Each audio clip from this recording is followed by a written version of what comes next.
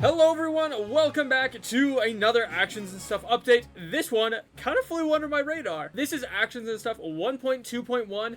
It's mostly a bug fix update, but it does have some new features as well. Let's hop into it and see some of the new features in Actions and Stuff 1.2.1. And so I'm going to break down everything that comes in this new update. Alright, so first up, as you can see, our plants are a little bit different. Instead of being in a pot, they are now just on a little bit of dirt. And this goes for the same in your hand as well. Obviously, they have a little bit of the animations as they move around, which is pretty cool. Same thing with the nether sprouts, the nether roots, and warped roots. We got some stuff like that. And another thing that has been changed is the enchantment glints. So let's pop these out right here. So as you can tell, this is our normal sword. If we move to other things, the enchantment outline has been decreased a little bit. So I can show a little bit of a comparison between the diamond swords. You can see that the glints are just a little bit smaller. So that is a nice small feature that should make it a little bit easier with the outlines. Now, I'm just going to go down through the list, and if there's anything really important, obviously I'm going to show it off, but for the rest of these,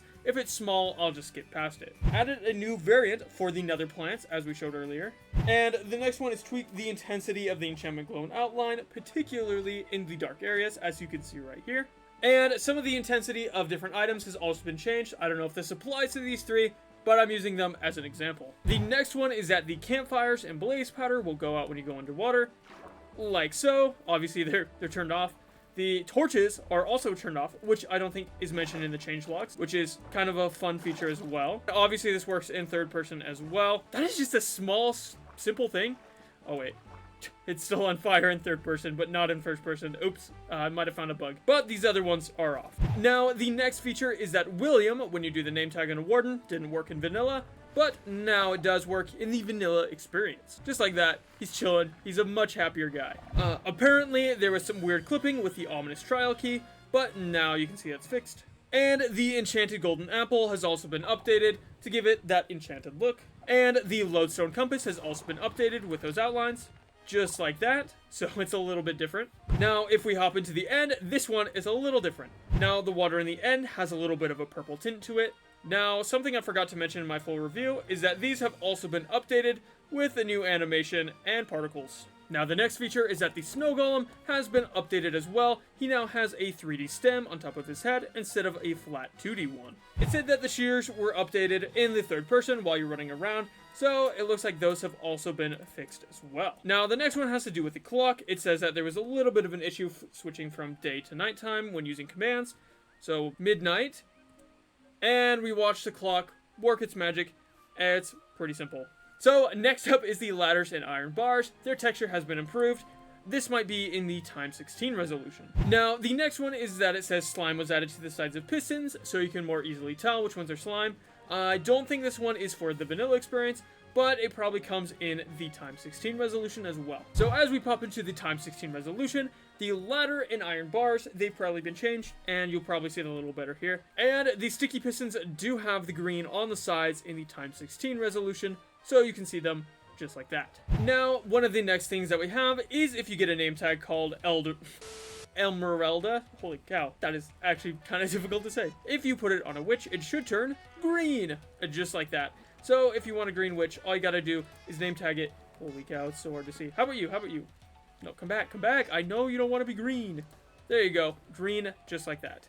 Now, the mushrooms have a nose, which has been updated, so all of them can smell and do whatever cows do.